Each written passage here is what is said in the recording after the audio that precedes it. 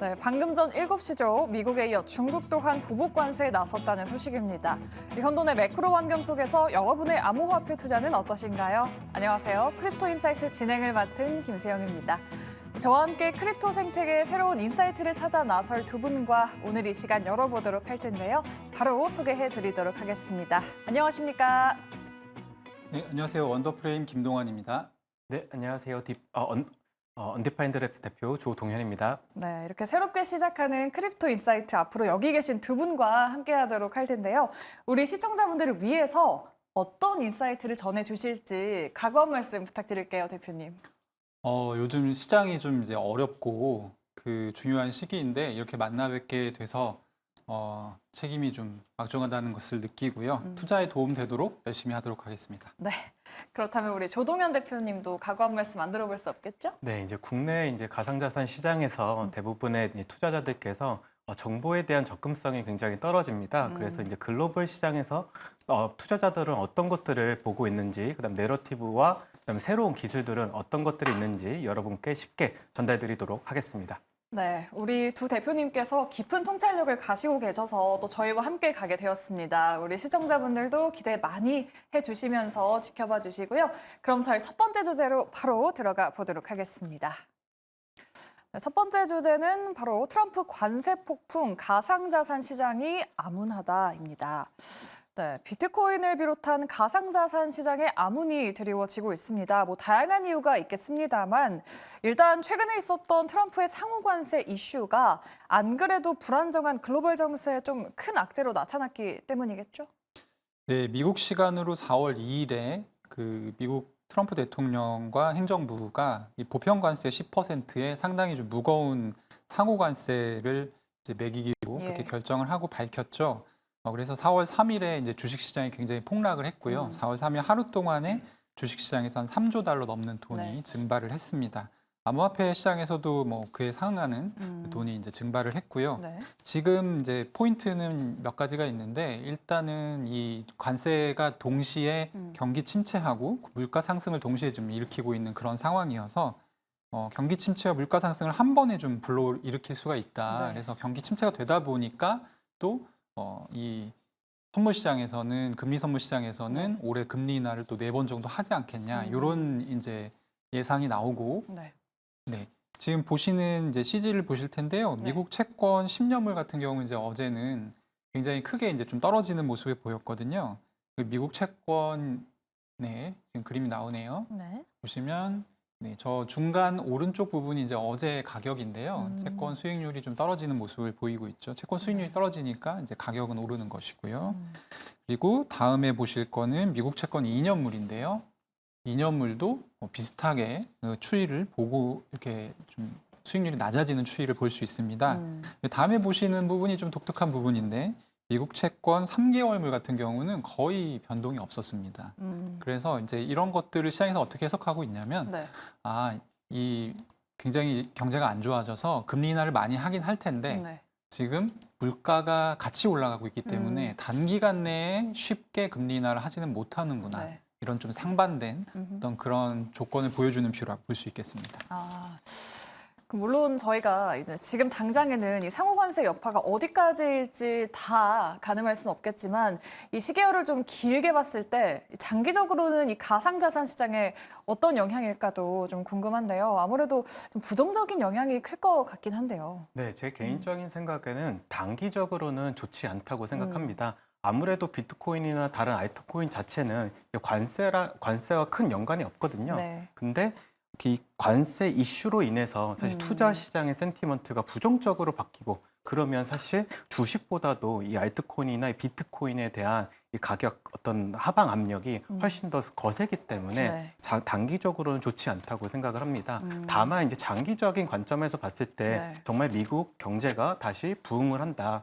더 많은 사람들이 투자에 관심을 갖고 또 이번 이제 트럼프 대통령이 이제 취임하면서 이제 암호화폐에 대한 이제 규제를 이제 완화시켜줬단 말이죠. 그렇기 때문에 장기적으로는 좋으나 단기적으로는 투자자분들께서 굉장히 힘든 시기를 겪으실 것 같다는 생각이 들고 있습니다. 일단은 힘들다라고 좀 볼 수 있을 것 같은데, 자, 그렇다면 이 시장의 훅폭풍을 좀 온몸으로 맞고 있는 우리 또 시청자분들, 또 투자자분들을 위해서 우리 시청자분들 입장에서 중요한 건 사실 뭔지 우리 시청자분들께 한 말씀씩 좀 해주실까요? 대표님부터. 네, 일단 주식 시장도 내리고 있고 예. 코인 시장도 지금 같이고 내리고 있잖아요. 근데 엄밀히 그러니까 머릿속으로 좀 시뮬레이션 돌려보면 사실 코인 시장이 관세 때문에 내려가야만 하는 이유는 사실 없습니다. 네. 시중의 유동성이 줄어든다거나 이런 부분도 영향을 좀 받을 수 있겠지만 그래서 제가 볼 때는 지금 하락세 자체가 동일하게 나타나고 있기는 한데 네. 주식 시장보다는 훨씬 코인 시장이 좀 견조한 모습이다. 그래서 제가 이제 지금까지 경험상 네. 이렇게 내려갈 때는 반등을 코인 시장이 먼저 하는 경향이 있어요. 그래서 네, 반등이 이제 나올 때 그걸 놓치지 않도록 조금 주시하는 그런 것이 투자의 지혜가 될 수 있겠습니다. 주식시장보다는 일단은 좀 빠르게 반등할 수 있으니까 그 기회를 노려보자. 그럼 조 대표님은 좀 어떤 네, 의견이실까요? 오늘과 같은 이제 큰 하락이 왔을 때 예. 대부분의 이제 투자자들이 이제 무섭기 때문에 자신이 갖고 있었던 여러 가지 자산들을 시장에 쉽게 매도하는 경향이 맞아요. 있거든요. 네. 근데 이게 사실 가장 위험한 일인 것 같아요. 사실 벌어진 일이기 때문에 네. 이제 앞으로 장기적인 관점에서 다시 좋아질 것이다라고 하는 데이터가 나오면 네. 이 가격에도 반영이 될 거거든요. 근데 가상자산에는 이제 온체인 데이터라고 해서 네. 이 투자자들이 어떤 활동을 하는지 투명하게 다 볼 수 있습니다. 근데 그 데이터를 살펴보면 아직도 우리는 하락장 끝에 있지 않다. 상승장에서 하락장으로 내려가고 있는 것은 사실이지만 네. 다시 반등할 수 있는 큰 여지가 있다고 저는 생각하고 있습니다. 알겠습니다. 일단 희망을 좀 가지고 기다려보자라는 말씀이신 것 같습니다. 네, 그럼 저희 두 번째 주제도 한번 보도록 할 텐데요. 두 번째 주제 열어보겠습니다. 네, 이더리움은 어디까지 빠지나? 오프닝에서도 말씀드렸습니다만 오후 7시 무렵 중국의 보복관세 발표가 있었죠. 이에 따라 시장도 크게 위축된 모습입니다. 김동완 대표님, 시장 네. 어떡합니까? 아까 오늘 사실 오후에는 약간 예. 반등하는 모습을 좀 맞아요. 보이기는 했어요. 비트코인 같은 경우는 또 꽤 크게 반등이 나오기도 했고. 근데 아까 오후 이제 7시 정도에 중국이 보복관세를 34%, 자기들이 맞은 관세가 34%거든요. 전 종목에 대해서 전 수입품 종목에 대해서 때리겠다 이렇게 얘기를 하면서 그대로. 또 다시 이제 시장의 하락을 맞고 있습니다. 이 관세 이슈에 있어서 그 전문가들이 좀 많이 걱정했던 부분이 어떤 네. 부분이냐면 미국이 이렇게 한번 던졌을 때 맞받아치느냐 안 받아치느냐가 굉장히 중요할 것 같다. 여기서 그냥 뭐 별 반응이 없이 그냥 뭐 그래 관세를 물고 말지 뭐 약간 이렇게 해결이 된다라고 하면 네. 그렇게 파급력이 크지 않은데 서로 뭐 이렇게 너도 때리고 나도 때리고 또 네. 때리고 또 때리고 이런 식으로 가게 되면 굉장히 장기화될 수 있다라는 우려를 했었거든요. 누구 하나 지지 않는 이상. 그렇죠. 네. 근데 이제 이런 모습이 지금 사실 시작된 것이고 오늘 밤에는 또 EU가 보복관세에 예. 대해서 좀 얘기를 하게 될 것 같아요. 똑같이 매길까요? 이유도? EU는 지금 관세가 20%인데 지금 현재 나오는 보복관세율은 50%고요. 그걸 EU는 이제 한 네. 나라가 결정하는 게 아니라 아. 투표를 해야 되거든요. 그래서 그 부분에 대한 투표가 좀 이루어질 거라고 하는데 좀 지켜봐야 될 것 같습니다. 근데 어쨌든 이런 보복관세가 나올 때마다 시장이 하락을 할 거고 네. 중요하게 좀 보셔야 될 부분은 이더리움이라든지 네. 이런 좀 중대형 알트코인 같은 경우는 지금 이미 하락이 많이 나왔기 때문에 그 예전에 샀었던 어떤 포지션, 네. 파생상품 포지션들이 지금 몰려 있어요. 그래서 지금 조금만 더 내려가면 이 포지션들이 일제히 청산되면서 또 연쇄 하락을 부르는 약간 이런 조건에 와 있는 코인들이 많이 있거든요. 그래서 이더리움이나 아니면 다른 알트코인 같은 경우는 좀 하락폭이 그런 측면에서 더 크게 나타날 수 있다. 이런 부분을 좀 조심해야 되겠습니다. 네, 말씀해 주신 대로 이렇게 시장이 위축될 때마다 걱정되는 암호화폐 하면 가장 먼저 생각나는 게 이더리움일 수밖에 없습니다. 이 많은 투자자분들도 사실 걱정하고 계실 것 같은데 앞으로 이더리움의 가격의 향방 어떻게 보고 계십니까, 대표님? 최근 이제 이더리움이 네. 가격이 계속적으로 이제 하락하면서 네. 이제 많은 투자자들 분들께서 이제 많은 걱정을 하고 계신 것 같아요. 근데 이게 왜 일어났는지가 사실 가장 중요한데 맞습니다. 투자자분들은 그것을 모르기 때문에 예. 답답한 것이거든요. 저는 개인적으로 이제 두 가지 문제점이 있었다고 생각합니다. 이제 첫 번째 문제는 이제 이더리움 자체가 이제 확장성을 좀 보강하기 위해서 자신들 체인 위에서 벌어지는 거래들이 비싸고 느렸거든요. 네. 근데 이거를 싸고 빠르게 만들기 위한 기술을 기술 개발에 이제 매진을 하기 시작했었습니다. 근데 이런 반대급부로 이제 값싸고 이제 빨라지다 보니까 결국 이더리움을 소각할 수 있는 수수료가 계속적으로 내려갔다는 거죠. 그래서 충분히 많은 사람들이 다시 크립토에서 활동을 하면 다시 올라가겠지만 예. 이제 그렇지 않은 이런 하락장 국면에서 거래는 계속적으로 줄어들고 그 수수료도 줄어들어서 이더리움을 소각할 수 있는 이런 원동력이 좀 없어졌다라는 게 첫 번째고요. 이제 두 번째는 이더리움 재단에 대한 문제입니다. 이제 네. 화면에 보시는 거는 이더리움 재단이 지금 현재 갖고 있는 리저브 현황입니다. 그래서 지금 이더리움 재단 자체는 99% 이더리움을 갖고 있고요. 이더리움을 시장에 매도해서 운영비를 보충하고 있습니다. 근데 문제가 되는 건 뭐냐면 이더리움 가격이 계속적으로 하락하게 되면 한 7년 안에 이더리움 재단은 문을 닫을 수밖에 없는 상황입니다. 그럼에도 불구하고 재단은 이 가격에 대한 것에 굉장히 관심이 없다는 게 사실 문제거든요. 네. 그래서 이더리움 새로운 이제 재단장이 왔음에도 불구하고 이 사람들께서 이제 가격에 대한 이슈를 제기하면 항상 가격은 중요한 게 아니다. 이더리움은 공공재이기 때문에 가격은 시장에서 발견하는 것이다라고 하는 논리를 펼쳤거든요. 근데 이제는 가격이 하락했기 때문에 재단의 운영 능력도 이제 사실 고려를 해야 되고 앞으로 이 가격을 어떻게 부양할지도 한 번쯤은 재단이 좀 고려해야 될 시기인데 그렇지 않아서 투자자들의 마음을 좀 아프게 한 거 아닌가라는 생각을 하고 있습니다. 네, 그럼 장기적으로 봤을 때는 조금 보수적으로 바라봐야 할까요?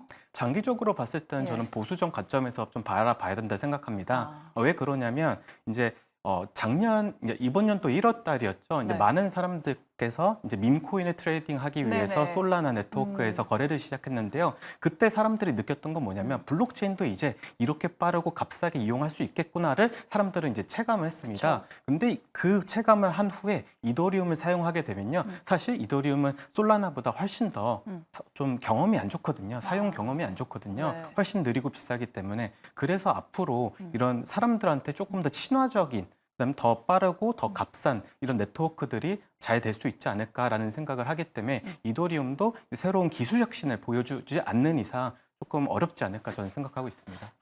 네, 알겠습니다. 전 그럼 마지막 또 질문을 드려보도록 할 텐데 크립토계의 또 천재라고 불리는 사람이 있잖아요. 비탈릭 부테린인데 지금 비탈릭이 비틀거리고 있다고 합니다. 리더십 문제가 대두되고 있다고 하는데 리더십에 문제가 생겼나요? 이제 조동현 대표님께서도 말씀하셨지만 예. 그 사실 이제 이더리움이 장기적으로 괜찮냐 오랫동안 코인을 했었던 사람들은 이 부분에 대해서 다 조금 물음표를 띄우고 있어요. 이제 예전에는 한 번도 그런 적이 없었어요. 네네. 근데 그게 사실은 비탈릭 부테린의 어떤 리더십의 위기를 잘 보여주는 국면인데, 그러니까 과거에도 한 번도 이더리움은 그 가격을 인위적으로 부양한다든지 이런 거를 신경 쓸 필요가 없었어요. 원래 잘 나가는 기업들이 그렇잖아요. 그렇죠. 근데 이제 그런 불만들이 쌓이기 시작한 거죠. 이번 상승장에 이더리움 가격이 워낙 오르지가 않았고 왜 이렇게 안 오르냐라고 했을 때 비탈릭 부테린이 코인을 대중화하고 좀 더 사람들이 많이 사용하게 하고 이것들이 더 좋아지게 만드는 그런 부분보다는 탈중앙화라든지 네. 약간 그런 철학적인 부분에 더 관심 많이 쏟는 거 아니냐 이런 이제 비판들이 계속 나오면서 네. 뭐 이제 실명 비판들이 계속 나오는 것이죠. 내가 한다면 이렇게 하겠는데 왜 비탈릭은 이렇게 안 하는 거냐 뭐 이런 비판들도 나오고요. 그런 부분들이 사실 이제 쌓이고 쌓여서 이더리움에 대한 어떤 그런 전망을 좀 어둡게 하는 요소가 되지 않았나 생각합니다. 그럼 앞으로 이더리움의 향방은 대표님은 어떻게 보시는지요? 이더리움의 향방은 두 가지로 나눠서 볼 수 있는데요. 지금까지의 어떤 썼던 용도만 이더리움이 맞게 된다고 하면 어쩔 수 없이 시가총액이 밀리는 결과로 이제 귀결이 될 가능성이 높고요. 그리고 이제 RWA라는 분야가 있는데 그 분야는 지금까지 코인이 사용됐던 거와는 달리 좀 공공성이라든지 그리고 이제 어떤 기록의 어떤 그런 아주 신뢰성 이런 부분들이 굉장히 중요한 분야예요. 그래서 RWA가 갑자기 급격하게 커질 경우에는 이더리움이 좀 반사이익을 얻을 수 있지만 그런 경우가 아니라고 한다면 좀 자연스럽게 밀려나는 그림이 펼쳐질 가능성이 있다고 봅니다. 네, 알겠습니다. 역시나 크립토 시장은 영원한 승자도 영원한 패자도 좀 없는 것 같습니다. 네, 저희 이제 코너 좀 마무리해 보도록 하고요. 다음 코너로 넘어가 보도록 하겠습니다. 다음은 크립토 인사이트가 야심차게 준비한 코너인데요. 바로 CEO 인사이트로 이어가 보도록 하겠습니다.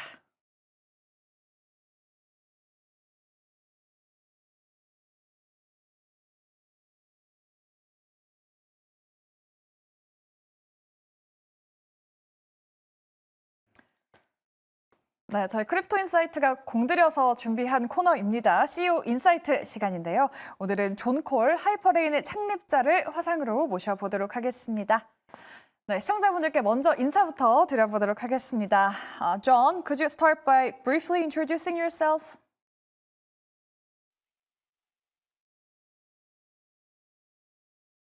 Well, first, thanks for having me. I'm John Cole. I'm the founder of Hyperlane. I've been in crypto now for going on 8 years. Uh, before starting Hyperlane, I'd spent time at Galaxy as the co-head of the investment business. Before that was at an investment firm called Passport Capital. And before that, I was at Morgan Stanley, where I worked in the bond division. I'm someone who is always interested in how financial systems work. And one of the things that made me so interested in crypto and why 8 years later I'm still so passionate about this industry is that I'd always felt that there's something a little bit wrong, a little bit not correct with how banks operate. I'm someone who's had uh, been mistreated by banks in multiple countries at multiple times. And that really made me want to enact some change in how these institutions behave. And when I first learned about crypto back in the end of 2016, that really felt like this thing has a real chance to basically provide an alternative to the way banks operate. And, you know, 8 something years later, it's still most of my life. So in 2022, you started Hyperlane. So what made you build your own company, and what was it about Hyperlane's model that convinced you?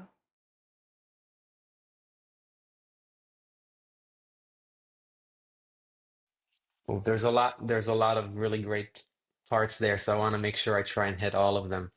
You know, from your first question about why even start your own company when you had this career to uh, you know, what was appealing about something like Hyperlane specifically, and then, you know, what is it about the vision? Close friends, my wife, people who, you know basically what I had to leave on the table to at Galaxy to get this thing at Hyperlane started. They all thought it was completely crazy. And you know what? From a purely financial perspective, they probably were not wrong. And then you ask, well, so why would you do that? Why would you do such a crazy thing? And the truth is, I'd always wanted to try my hand at building, you know, something in the technology sector, right? Like, and I grew up in Israel, where it's a place where the the most successful people, the one who really kind of broke out of the Israeli mold, were all technology founders. Even when, you know, late 90s, I'm a young kid, I'm 7, 8 years old, you would hear about just these amazing, in Israel we used to call it high tech. That's how we called the industry. People in high tech and the great things that they're doing and just the pride that they give to everyone by just representing the country so well. But the problem I faced was I don't come from a family with money. And so from the very first day where I started working, even well before I got to have a great job at a place like Morgan Stanley, I'd been supporting my parents. You know, needed something that I know that I need to bring at least this much so that I can help my parents stay afloat. And so for a long while, starting my own thing just felt too risky. Luckily, through time, things had changed and things had gone well enough to where that reality the reality had changed. And so now that was suddenly possible to take that type of risk. And you know, one thing that you learn when you're on the VC side, when you're in venture, the only way to kind of get the black belt to become like a master at this craft is you have to do it yourself. And so it was very much two things aligning very well. And so that's why I felt like I had to do it the most aligned with like my life's goal. I want to change this system, and I think this is the best chance to do it. I have to try. The way that I view this industry as a whole, well, crypto can only serve, call it an internet scale of demand, a global scale of demand, and become a real viable, alternative in the financial services sector is if it scales. And to scale, we need horizontal scaling, a much larger number of chains. And so because of that, I felt like something like Hyperlane had to exist.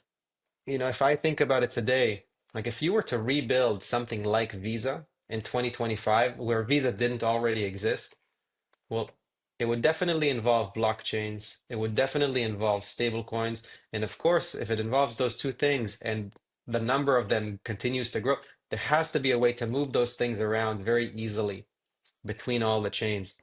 And so I really think of something like Hyperlane. Of course, in the narrow sense, it's it's an interoperability framework. It's a way to connect these blockchains. In the grander sense, to me, this is what the value transfer network of the future really, really looks like. I really think of it as a sort of Visa of crypto kind of play. And so that's really the grand vision. So the 2024 and 2025 market feels slightly different, more institutional money and less retail. What are your thoughts on this shift, and what strategies do you believe are essential to attract institutional capital? That this time things are quite different. They're different from 13 and 14, from 16 and 17, and even different from 21. And I'd say the biggest difference from the difference from all of those before 21 is like very, very evident. But in 21, you now had the emergence of institutional investors getting access to the asset class through fund managers, right? So by then, there you had very large venture firms that were getting investments from very, very institutionalized LPs, major US and European pension funds, major private equity firms. At one point, Tiger Global, which is like a world-renowned investment firm, was one of the most active investors in crypto. The ETFs for Bitcoin, you do have the ETFs for Ethereum, and certainly many more assets may come later. Well, now they can call up their broker and get access to the asset class where they couldn't do that before. And so I think that does represent a meaningful change in the market cycle. BlackRock is bringing first US Treasuries. Now I can imagine bringing similar types of assets on chain. They see the benefit in that, not just the ease in, now like maybe there's crypto wealth who wants more easy access to these things. There's clearly benefits on the issuer side as well. So that's one avenue, and the industry is often at times referred to as RWA, real world assets, or the Wall Street types usually refer to it as just tokenization. Now, of course, someone like BlackRock is going to do a lot of its business on a chain like Ethereum, but the day may come where they might want to have a more controlled, more gated environment.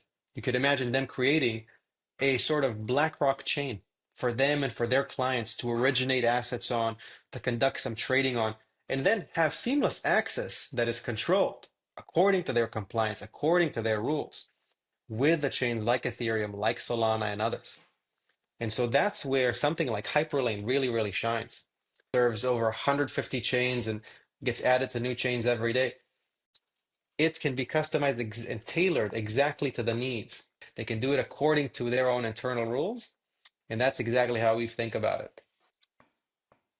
Yeah, thank you for your insight. 오늘 말씀 여기까지 듣도록 하겠습니다. 네, 하이퍼레인의 CEO 존 콜의 인사이트까지 저희 만나보셨습니다. 자, 오늘 저희 크립토 인사이트 첫 방송이었는데요. 우리 시청자분들 크립토에 관심 있으신 분들 좀 많은 도움 되셨길 바라보도록 하겠습니다. 더 많은 인사이트들 원하시는 분들은 내일 매일경제TV 유튜브 채널에 저희 풀버전 공개하니까요. 많은 시청 부탁드리도록 하겠습니다. 자, 저희 크립토 인사이트 첫 방송 오늘 준비한 순서는 여기까지입니다. 저희는 매주 금요일 10시 반, 밤 10시 반이죠. 더 심도 있는 인사이트로 찾아뵙도록 하겠습니다. 저희 첫 방송 끝까지 시청해주신 여러분 고맙습니다.